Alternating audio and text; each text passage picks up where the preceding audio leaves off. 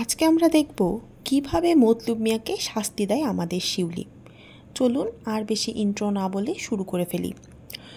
কাউকে শাস্তি দিতে হলে শিউলি প্রথমে তাকে গভীর মনোযোগ দিয়ে লক্ষ্য করে।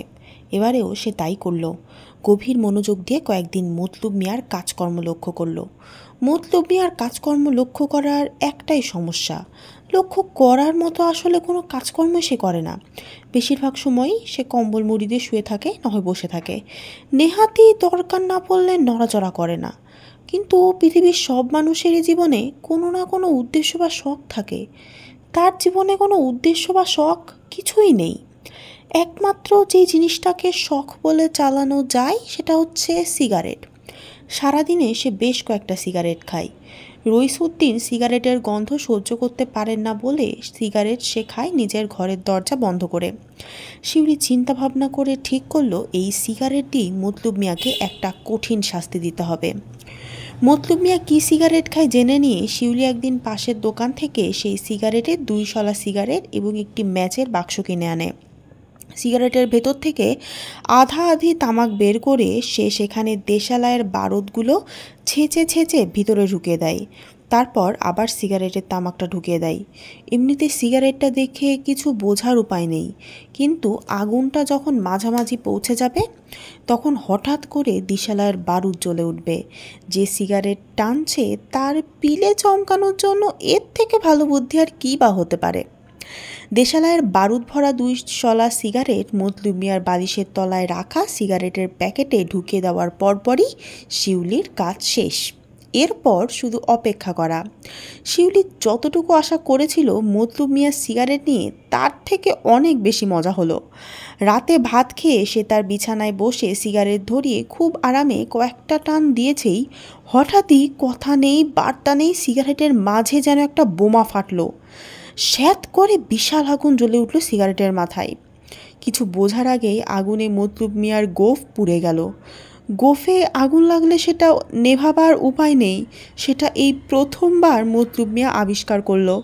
দেখতে দেখতে তার নাকের ডগার সিকিভাগ গোঁফ পুড়ে ছাই হয়ে গেল। মতলব মিয়া জ্বলন্ত সিগারেট ছুঁড়ে ফেলে দিয়ে বিকট গলায় চিৎকার করে বিছানা থেকে লাফ দিয়ে নামার চেষ্টা করলো। তারপর কম্বলে তার পা জড়িয়ে পা বেঁধে হুড়মুড় করে নিচে পড়ে গিয়ে যা একটা তুলকালাম কাণ্ড হলো সেটা আর বলার মতো না। জ্বলন্ত সিগারেট গিয়ে পড়ল বিছানার চাদরে। সেখান থেকে আবার ছোটোখাটো একটা অগ্নিকাণ্ডও ঘটে গেল। মতলব মিয়ার হইচই শুনে রইসুদ্দিন তার পিছু পিছু শিউলিও ছুটে এলো। বিছানার চাদরে আগুন জ্বলছে। পানি ঢেলে সেই আগুন নিভিয়ে রইসুদ্দিন টেনে টুনে মতলব মিয়াকে দাঁড় করালেন। নাকের ডগায় পুড়ে যাওয়া খানিকটা গোঁফ উধাও হয়ে গেছে বলে তাকে দেখতে একটু বিচিত্রই লাগছিল। শিউলি মুখে হাত দিয়ে খিক করে হেসে ফেলে। রইসুদ্দিন অবাক হয়ে জিজ্ঞাসা করে, কি হলো মতলব মিয়া?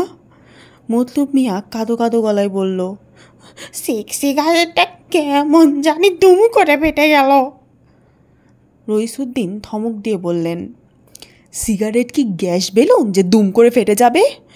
বিশ্বাস করেন, মতলব মিয়া ভাঙা গলায় বলল, কথা নাই বার্তা নাই, হঠাৎ করে দুম করে আগুন লেগে গেল।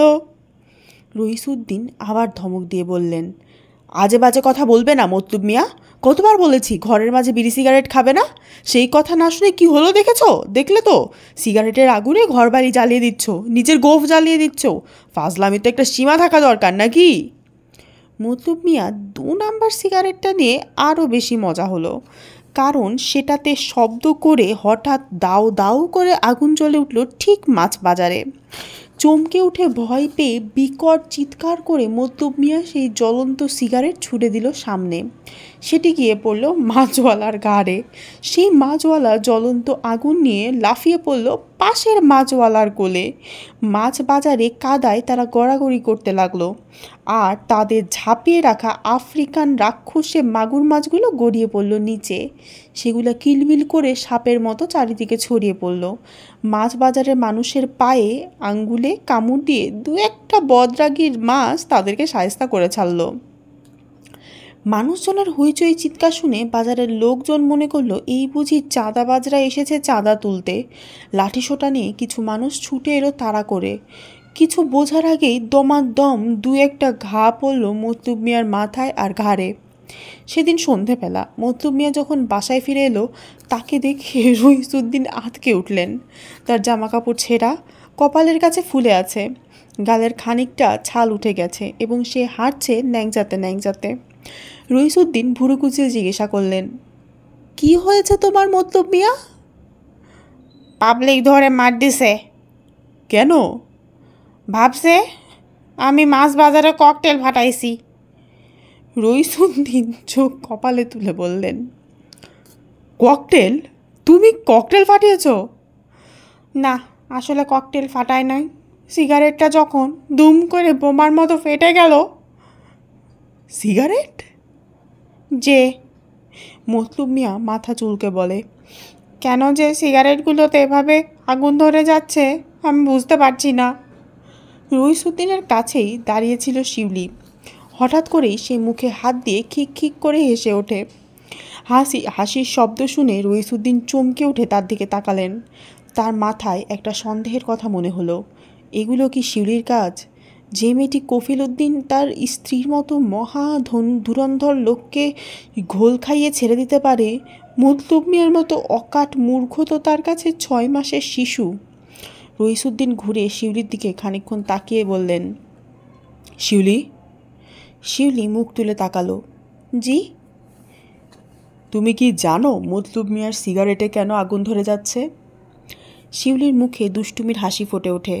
সে মাথা নাড়িয়ে বলে, জানি।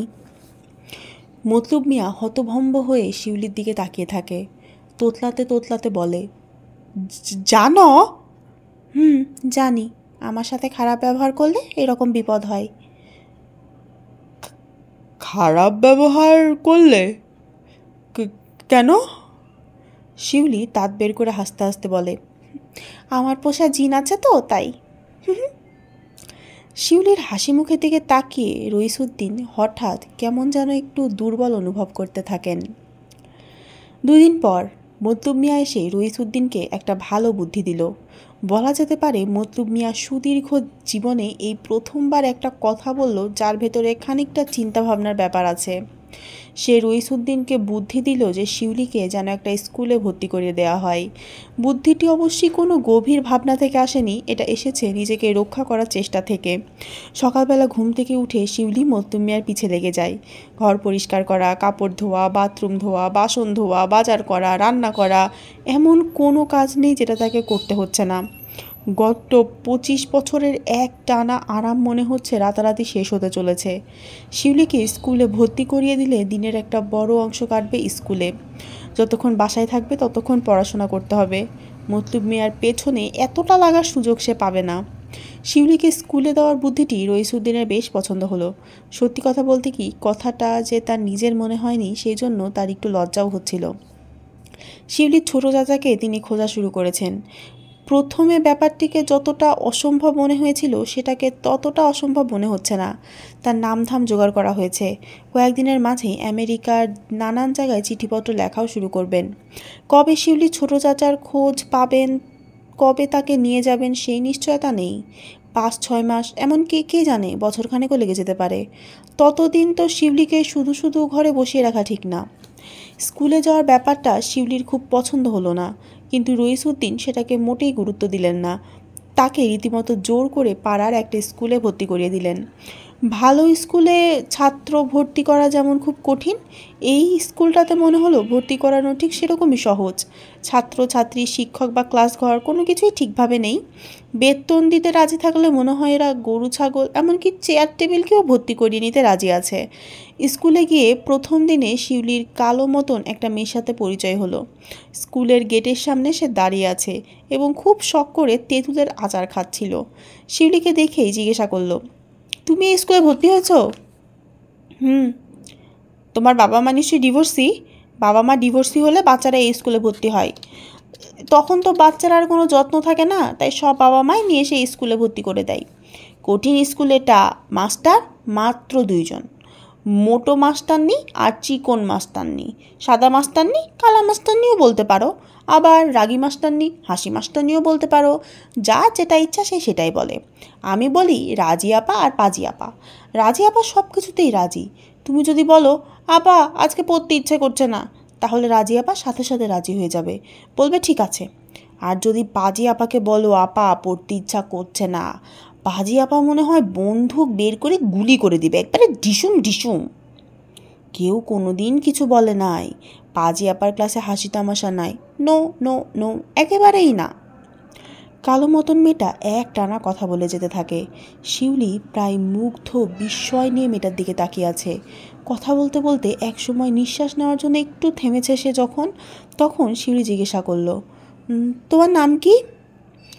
আমার আসল নাম হচ্ছে মৃত্যু। আম্মু অবশ্য স্বীকার করে না, কিন্তু আমি শিওর। মৃত্যু থেকে মৃত্যু, মৃত্যু থেকে মিতু। এখন আমাকে সবাই মিতু বলেই ডাকে। আমার অবশ্য মৃত্যু নামটাই বেশি ভালো লাগে। যখন বড় হব আবার মৃত্যু নাম করে ফেলবো। কি সুইট না নামটা, মৃত্যু। আচ্ছা তোমার নাম কি? দাঁড়াও দাঁড়াও, আগেই বলো না, দেখি তো আমি আন্দাজ করতে পারি কি না। মানুষের চেহারার সাথে নামের একটা মিল থাকে, তাই চেষ্টা করলেই পারা যায়। ভালো করে তাকাও তো আমার দিকে। তোমার নামটা একটু বেশি চোখা, পাখি ঠোঁটের মতো লাগে। তার মানে তোমার নাম পাখি পাখি, ময়না নয়তো টিয়া। ঠিক বললাম? ঠিক হয়েছে? আমার নাম শিউলি। ইস ভাই, একটু জন্য পাতলাম না। তোমার কপালটা দেখেই মনে হচ্ছিল বলি ফুল, একেবারে ফুলের পাপড়ির মতো ছিল। ফুল বললেই বলতাম বকুল, না হলে জুই, না হলে শিউলি, বলো বলতাম না? শিউলি মাথা নাড়ল, হয়তো বলতো। মিতু নামের মেয়েটা আবার চলন্ত ট্রেনের মতো কথা বলতে শুরু করে। তুমি যখন প্রথম এসেছো তাই আমার উচিত তোমাকে সব কিছু শিখিয়ে দেওয়া, না হলে তোমার বিপদ হতে পারে। আমাদের ক্লাসে কোনো নর্মাল ছেলেমেয়ে নাই, সবাই অ্যাবনর্মাল। অর্ধেকের বেশি হচ্ছে ম্যাদামার্কা, তারা হচ্ছে নড়বেও না চড়বেও না কথাও বলবে না। যেটা সবচেয়ে বেশি ম্যাদামার্কা সেটার আবার চশমাও আছে, সে আবার পরীক্ষায় ফার্স্টও হয়। সেটার নাম কি জানো? শরীফা। আমরা ডাকি ল্যাদা শরীফা। বাকি অর্ধেক হচ্ছে দুর্দান্ত। এর মাঝে কয়েকটা মনে হয় এর মাঝে জেলও খেটে ফেলেছে। হরতালের সময় টুকাইরা গাড়ি ভাঙচুর করে জানো তো, এরাও তখন তাদের সাথে গাড়ি ভাঙচুর করতে যায়। আর এদের লিডার হচ্ছে কাশেম, সবাই ওকে কাউয়া কাসেম বলে ডাকে। কাউয়া কাশেম থেকে সাবধান কিন্তু, সবসময় তার পকেটে 2-4টা ককটেল থাকেই। সেদিন অঙ্ক পরীক্ষায় সরল অঙ্কের উত্তর হলো 3.5, সরল অঙ্কের উত্তর তো হবে 1 না হয় 0, 3.5 কেমন করে হয়? কাউয়া কাসেম তখন রেগে গিয়ে বলল, এই চল গাড়ি ভাঙচুর করি। ঠিক তখন পাজিয়াপা এলো ক্লাসে, ক্যাক করে ঘাড়ে চেপে দুম করে মাথার মাঝে দিল একটা রাড্ডা। কাউয়া কাসেম একবারে ঠান্ডা হয়ে গেল। শিউলি অবাক হয়ে মিতুর দিকে তাকিয়ে রইল। তার মিতু একেবারে মেশিনের মতো খই ফোটাতে লাগলো। একজন মানুষ যে এত কথা বলতে পারে সেটা নিজের চোখে না দেখলে শিউলিকে বিশ্বাস করতো না। স্কুলের ঘন্টা পড়ার আগেই এই স্কুলের ছাত্রছাত্রী, মাস্টার মাস্টারনি, দপ্তর, বেয়ারা, বুয়া সবার সম্পর্কে শিউলির সব কিছু জানা হয়ে গেল। প্রথম ক্লাসটি হলো বাংলা। পড়াতে এলেন ফর্সা মতন হালকা পাতলা একজন কমবয়সী মহিলা। মিতু গলা নামিয়ে বলল, এইটা হচ্ছে রাজি আপা। রাজি আপাকে যেটা বলবি সেটাতেই রাজি। শিউলি দেখলো কথাটা কিন্তু মিথ্যা না। রোল কল করার পরই মিতু হাই তুলে বলল, আপা আজকে পড়বো না। কেন পড়বে না মিতু? মিতু তখন শিউলিকে দেখিয়ে বলল, এই যে এই মেয়েটা আজকে আমাদের ক্লাসে নতুন এসেছে, সেই জন্য একে নিয়ে আমরা আনন্দ করব। রাজি আপা হাসি হাসি মুখে বললেন, কিন্তু তাহলে তো নতুন মেয়েটা মনে করবে আমাদের স্কুলে কোনো পড়াশোনা হয় না। পেছনের বেঞ্চে বসা কুচকুচে একটা কালো ছেলে মোটা গলায় বলল, তাহলে তো বেশ ভালোই হয় ম্যাম। মিতু ফিসফিস করে শিউলিকে বলল, এইটা হচ্ছে কাওয়া কাসেম। একেবারে সামনে বসে থাকা চশমা পরা একটা মেয়ে একেবারে কাদো কাদো হয়ে বলল, না আপা, পড়াশোনা না করলে কেমন করে হবে? মিতু ফিসফিস করে বলল, ল্যাদা শরীফা এটা। রাজি আপা বললেন, আচ্ছা একটা কাজ করা যাক, পড়াশোনাও হোক আবার আনন্দও হোক। সবাই 4 লাইনের একটা কবিতা লেখো তো। ল্যাদা শরীফা বলল, কিসের ওপর কবিতা আপা? 6 ঋতুর ওপরে নাকি প্রকৃতির ওপরে? সবাই নিজের ওপরে লেখো, তাহলে এই যে নতুন মেয়েটা সবার সম্পর্কে জানতে পেরে যাবে। ভালো হবে না বলো? লেদলেদা শরীফা বলল তখন। খুব ভালো হবে আপা, খুব ভালো হবে। কিন্তু আপা, আমি নিজের সম্পর্কে মাত্র 4 লাইন লিখব। আমি কি বেশি লিখতে পারি না? 8 লাইন বা 16 লাইন? রাজি আপা বললেন, ঠিক আছে লেখো।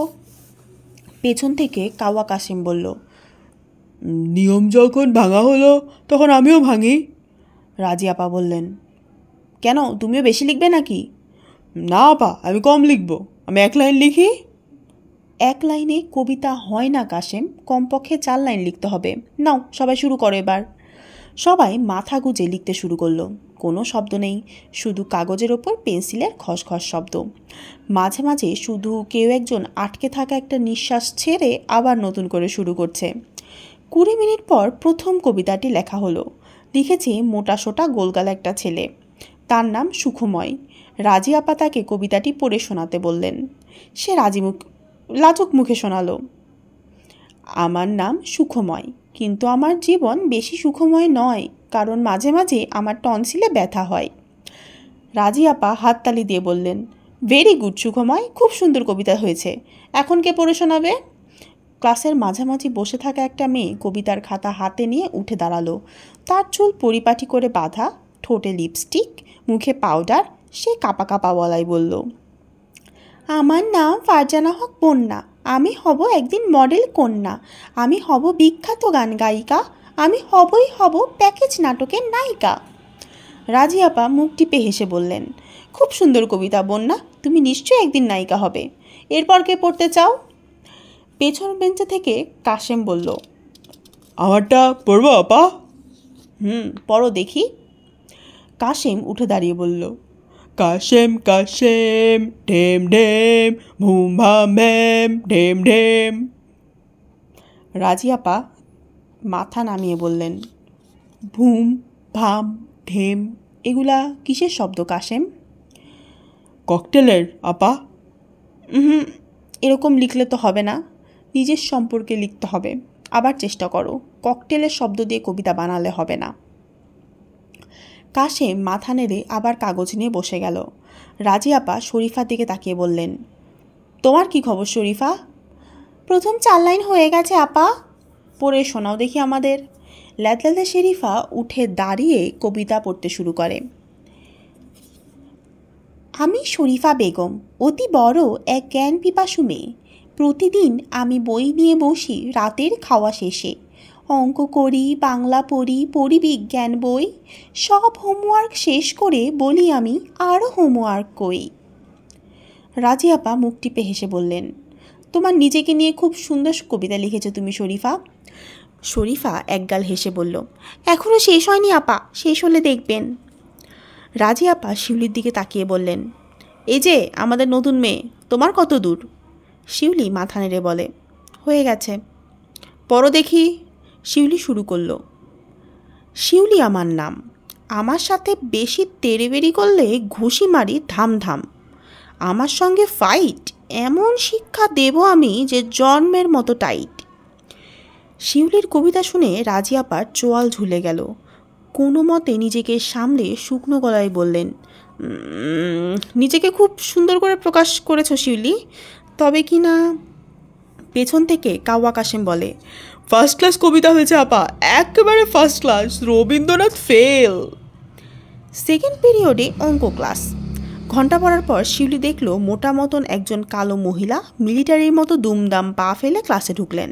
মিতু তার ব্যাগের ভেতর থেকে মাঝারি সাইজের একটা শিশি বের করে শিউলির দিকে তাকিয়ে বলল, নাও। কি এটা?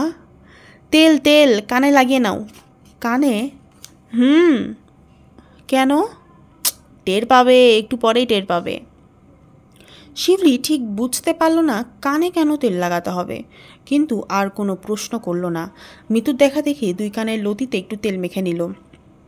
তেলের শিশিটা মিতুকে ফেরত দেওয়ার আগেই আপা ক্লাসে ঢুকে বললেন, এবং শিউলি শিশিটা তাড়াতাড়ি ডেস্কের নিচে লুকিয়ে ফেলল। কালো মোটা রাগি রাগি চেহারার আপা ক্লাসে ঢুকেই টেবিলের ওপর দুম করে খাতাপত্র রেখে চিৎকার করে বললেন, কে কে হোমওয়ার্ক আনে নাই? সারা ক্লাস চুপ করে রইল। মনে হয় সবাই হোমওয়ার্ক করে এনেছে, না হলে যারা আনেনি তাদের স্বীকার করার সাহস নাই। শিউলি মাত্র আজকেই প্রথম ক্লাসে এসেছে, তার হোমওয়ার্ক আনার কথা কিনা সেটা সে ভালো করে জানেও না। আপা চোখ পাকিয়ে সারা ক্লাসের দিকে তাকালেন। শিউলি তখন দেখল তার চোখের সাদা অংশে লাল লাল রগগুলা ফুলে উঠেছে। আপা 2 পা এগিয়ে এসে সামনে যাকে পেলেন খপ করে তার কান ধরে টেনে প্রায় শূন্যে তুলে ফেললেন। সেইভাবেই ঝুলিয়ে রেখে বললেন, দেখা হোমওয়ার্ক দেখা। একটা ছেলের কানে ধরে শূন্যে ঝুলিয়ে রাখলে তার পক্ষে হোমওয়ার্ক দেখানো খুব একটা সহজ ব্যাপার না, কিন্তু সে তার মাঝেই হাতড়ে হাতড়ে বই খাতা ঘেটে একটা অঙ্ক খাতা বের করে দিল। আপা সেইভাবেই কানে তাকে ঝুলিয়ে রেখে একটা ঝাঁকুনি দিলেন। কোথায় কোথায় হোমওয়ার্ক, খুলে দেখা। ছেলেটা আধা ঝুলন্ত অবস্থায় খাতা খুলে হোমওয়ার্কটি বের করে দিল। শিউলি ভাবল এবার নিশ্চয়ই তাকে ছেড়ে দেওয়া হবে, কিন্তু পাজি আপা ছাড়লেন না, কানে ঝুলিয়েই রাখলেন। খাতার পৃষ্ঠা উল্টে কিছু একটা দেখে বাজখায় গলায় ধমক দিয়ে বললেন, পেন্সিল দিয়ে লিখেছিস কেন? ছেলেটা চিচিদি করে বলল, তাহলে কি দিয়ে লিখবো? কলম দিয়ে, গাধা কোথাকার। শিউলি ভাবল এখন নিশ্চয়ই তাকে ছেড়ে দেওয়া হবে, কিন্তু আপা তাকে ছাড়লেন না, সেভাবেই ঝুলিয়ে রাখলেন। আরও খানিকক্ষণ খাতার দিকে তাকিয়ে থেকে হুঙ্কার করে বললেন, বলেছি না খাতার পাশে 1 ইঞ্চি মার্জিন রাখতে, এত বেশি রেখেছিস কেন? এতক্ষণে শিউলি বুঝে গিয়েছে এ আপার নাম পাজি আপা রাখা হয়েছে, কিন্তু মহাপাজি আপা রাখলেও খুব একটা ভুল হতো না। শিউলির এবার সন্দেহ হতে থাকে কান ধরে রাখা ছেলেটিকে আদৌ ছাড়া হবে কিনা। যখন সে প্রায় নিঃসন্দেহ হয়ে গেল যে তাকে কানে ঝুলিয়ে রেখেই 1 ঘন্টাতেই ছেলেটির কানটি খানিকটা লম্বা করে তারপর ছাড়া হবে, তখন তাকে ছেড়ে দিয়ে পাজি আপা 2 পা এগিয়ে এসে একটা মেয়ের কান ধরে শূন্যে তুলে ফেললেন। ছেলেটার দুর্গতি দেখে আগে থেকেই সে হোমওয়ার্কের খাতা খুলে রেডি করে রেখেছিল। মহাপাজি আপা তাকে হোমওয়ার্কের কিছু জিজ্ঞাসা করলেন না, হুঙ্কার দিয়ে জানতে চাইলেন, লেফটেন্যান্ট বানান কি করত? অঙ্ক ক্লাসে কেন লেফটেন্যান্ট বানান করতে হবে সেটা শিউলি বুঝতে পারল না, কিন্তু ক্লাসে সবার ভাবভঙ্গি দেখে মনে হলো এই ক্লাসে কেউ এইসব ছোটোখাটো জিনিস নিয়ে মাথা ঘামায় না। অবিশ্বাস্য মনে হতে পারে, কিন্তু সত্যি সত্যি মেয়েটা লেফটেন্যান্ট বানান করে ফেলল। পাজি আপা তাতে আরও রেগে গেলেন, দাঁত কিরমির করে বললেন, ডায়রিয়া। মেয়েটা শুকনো মুখ করে বলল, কার? কার গাধা না, গাধা গাধা কোথাকার, কার না কার না, ডায়রিয়া বানান কর। মেয়েটা ঢোক গিলে বলল, DIR। মহাপাজি আপা কান ধরে ঘ্যাচ করে একটা হ্যাচকা টান দিয়ে মেয়েটাকে আরও 2 ইঞ্চি উপরে তুলে ফেললেন। মেয়েটা যন্ত্রণার একটা শব্দ করতে গিয়ে থেমে গেল। মনে হয় বুঝতে পারলো এই আপার সামনে কাতর শব্দ করে কোনো লাভ নেই। আপা বললেন, পড়াশোনার নামে বাতাস নেই, খালি নখরামো, ধ্যাসটামো, বাঁদরামো, একেবারে সিধা করে দিব। শিউলি একটা নিঃশ্বাস ফেলে বলে, কেউ তো এখানে কোনো নখরামো, ধাসটামো, ব্যাদরামো কিছুই করেনি। যদি কেউ সেটা করে থাকে তাহলে সেটা পাজি আপা, যদি কাউকে সিধে করার দরকার থাকে তাহলে সেটাই মহাপাজি আপাকে। পঞ্চম ছেলেটিকে কানে ঝুলিয়ে রেখে মনে হলো পাজি আপা প্রথমবারের মতো শিউলিকে দেখতে পেলেন। খুব গরমের দিনে রোদের মাঝে হেঁটে এসে হঠাৎ করে ঠান্ডা পেপসির বোতল দেখলে মানুষের মুখে যেরকম একটা ভাব ফুটে ওঠে, পাজি আপার চোখে ঠিক সেই রকম একটা ভাব ফুটে উঠল। আপা থপথপ করে হেঁটে শিউলির সামনে হাজির হলেন। জিভ দিয়ে সুরুত করে লোল টেনে বললেন, নতুন মেয়ে, আরেকটা বাঁদর নাকি আরেকটা শিম্পাঞ্জি? পাজি আপা মাথা নিচু করে শিউলির চোখে চোখ রেখে তাকালেন। দূর থেকে ভালো করে দেখতে পায়নি বলে কাছে আসার পর শিউলি দেখতে পেল আপার নাকের নিচে পাতলা গোঁফের রেখা। আপা নাক দিয়ে ফোঁত করে একটা শব্দ করলেন, এই ক্লাসে আমি সবাইকে সিধে করে রাখি, মনে থাকবে? শিউলি মাথা নাড়ল, তার মনে থাকবে।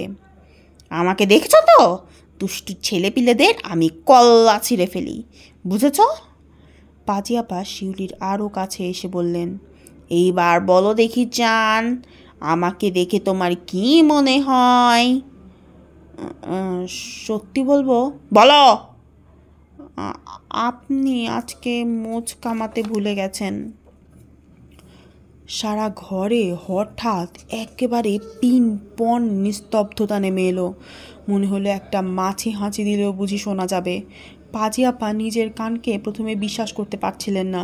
শিউলির মুখের দিকে হাঁ করে তাকিয়ে রইলেন। তারপর মাথা ঘুরিয়ে ক্লাসের দিকে তাকালেন। ক্লাসের সবাই তখনও তার দিকে বড় বড় করে তাকিয়ে আছে। তখন হঠাৎ কেউ একজন বিদঘুটে একটা শব্দ করল। হাসি আটকে রাখার চেষ্টা করার পরও যখন হাসি বের হয়ে আসে তখন ঠিক যেরকম শব্দটা হয় ঠিক সেরকম।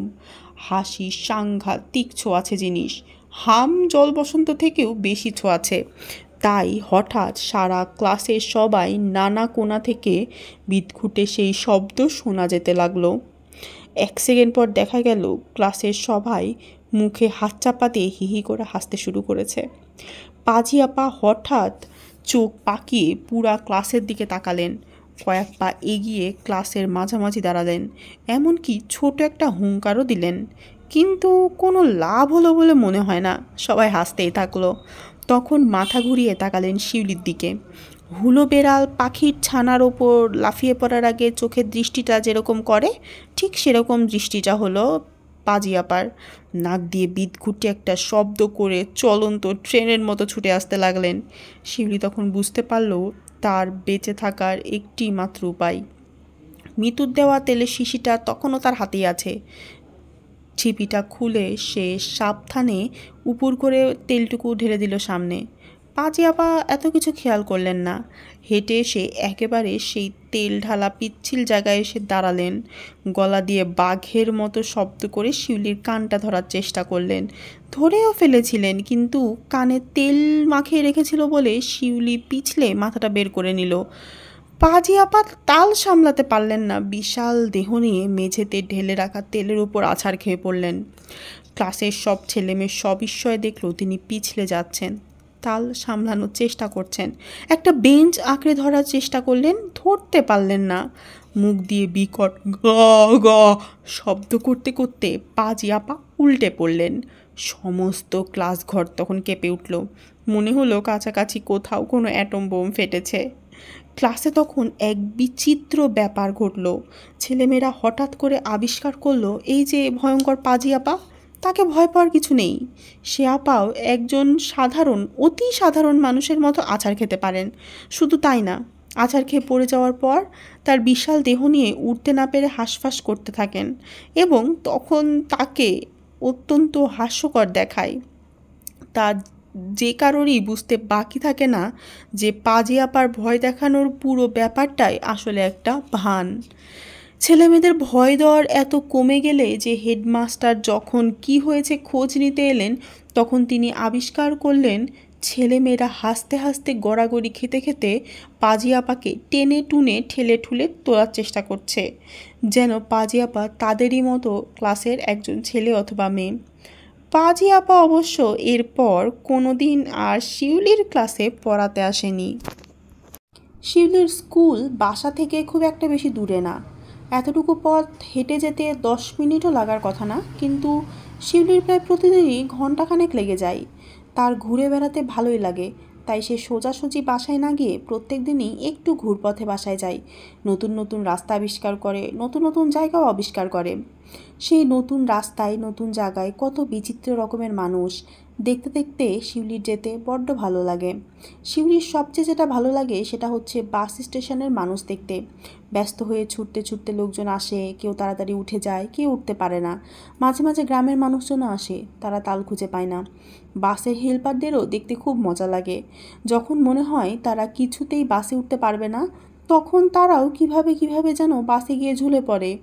এই বাস স্টেশনে শিউলি একদিন একটা পকেট মার্কা আবিষ্কার করলো। শিউলি বিকেলবেলা স্কুল থেকে বাসায় আসতে আসতে বাস স্টেশনের কাছে এসে থেমেছে। এক পাশে কিছু খালি প্যাকিং বাক্স রাখা, তার একটার ওপর পা ঝুলিয়ে বসে বসে মানুষকে বাসে উঠতে দেখছে। তখনই তার চোখের সামনে ঘটনাটা ঘটে। পকেট মারটা ভান করলো যেন সেও বাসে উঠছে। ভিড়ের মাঝে ঠেলাঠেলি করার ভান করে হঠাৎ সামনে হাত বাড়িয়ে একজন মানুষ ছাড়িয়ে পরের জনের পকেট থেকে মানিব্যাগটা তুলে নিল। পুরো ব্যাপারটা ঘটল একেবারে চোখের পলকে, ম্যাজিকের মতো। যে মানুষটার পকেট মারা হয়েছে সে কিছুই টের পেল না। দাঁত বের করে হাসতে হাসতে আরেকজনের সাথে কথা বলতে বলতে বাসের ভিতর ঢুকে গেল। শিউলি চিৎকার করে পকেটমারটাকে ধরিয়ে দিতে পারত, কিন্তু ধরিয়ে দিল না, কারণ পকেটমারটা আসলে বাচ্চা একটা ছেলে। দেখে মনে হয় তার থেকেও 2-1 বছরের ছোট। এইটুকুন একটা ছেলে হাত সাফাইয়ের এমন চমৎকার কাজ শিখেছে, শিউলি তো একদম মুগ্ধ হয়ে গেল। সে দেখল বাচ্চা পকেটমার বাস থেকে নেমে কিছুই হয়নি এমন ভান করে হেঁটে যেতে শুরু করেছে। শিউলিও প্যাকিং বাক্স থেকে নেমে তার পিছু পিছু যেতে থাকে। ছেলেটা 2 হাত পকেটে ঢুকিয়ে উদাস ভঙ্গিতে হেঁটে যেতে থাকে। শিউলি দেখতে পেল পকেটে তার হাতটা নড়ছে, নিশ্চয়ই মানিব্যাগের টাকাগুলো সে সরিয়ে নিচ্ছে। হাঁটতে হাঁটতে হঠাৎ একটা চিঠি ফেলার বাক্সের সামনে দাঁড়িয়ে গেল। শিউলি দেখল পকেটমারটা মানিব্যাগটা বের করে চিঠি ফেলার বাক্সে ফেলে দিল। সে মানিব্যাগটা সরিয়েছে, তার কোনো প্রমাণও থাকলো না। চমৎকার নিখুঁত কাজ। ছেলেটা কিছুই হয়নি এরকম একটা ভান করে মাথা ঘুরিয়ে চারিদিক হেঁটে একটা চায়ের দোকানে ঢুকে গেল। শিউলি বাইরে কিছুক্ষণ অপেক্ষা করে শেষ পর্যন্ত বাসায় ফিরে এলো। এরপর কি হবে? কি করবে শিউলি? পকেটমারটাকে কি ধরিয়ে দিবে? কি হতে চলেছে আগামী পর্বে? থাক, আজকে এই পর্যন্তই থাক। শিউলি আর সেই বাচ্চা পকেটমারের কাহিনী পরবর্তীতে এক জায়গায় এসে মিলিত হয়, নাকি দুটি বিচ্ছিন্ন ঘটনা দিয়ে থেকে যায়, দেখা যাবে পরবর্তী পর্বে। আজ এই পর্যন্তই। ধন্যবাদ সকলকে।